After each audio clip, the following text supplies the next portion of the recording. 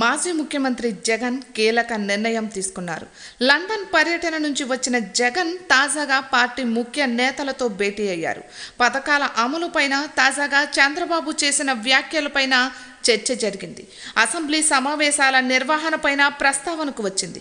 ఇక అదే సమయంలో పార్టీ నేతలంతా ప్రజలతోనే ఎక్కువగా ఉండాలనే జగన్ నిర్ణయించారు. మెడికల్ సీట్లపై ప్రభుత్వ తీరుపై పోరుబాట చేపట్టాలని కూడా నిర్ణయించారు. ఇక జిల్లాల వారీగా పర్యటనలు, పార్టీల సమావేశాల నిర్వహణపైన జగన్ స్పష్టత ఇచ్చారు. పార్టీ ముఖ్య నేతలకు జగన్ కీలక దిశానిర్దేశం చేశారు. కూటమి ప్రభుత్వం తీసుకుంటున్న నిర్ణయాలపైన చర్చించారు.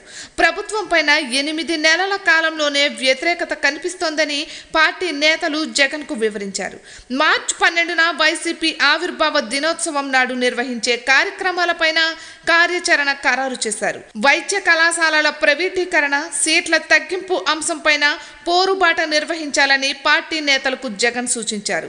పెన్షన్ల కోత విధిస్తున్న విధానం, ఎంతమంది లబ్ధిదారుల జిల్లాల వారీగా పెన్షన్లు నష్టపోతున్నారనే లెక్కలను జగన్ ఆరా తీశారు.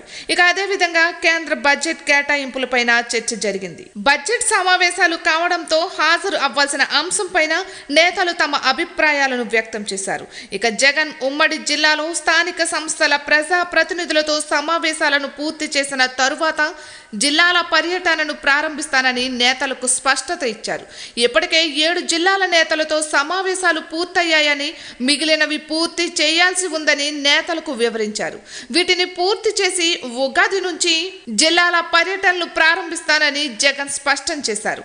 తొలుత సంక్రాంతి తరువాత జిల్లాల పర్యటనలు ప్రారంభిస్తానని జగన్ చెప్పినా లండన్ పర్యటనతో వాయిదా పడింది. అసెంబ్లీ బడ్జెట్ సమావేశాలతో ఇక ఉగాది నుంచి తన పర్యటనలు ఉంటాయని జగన్ వెల్లడించారు.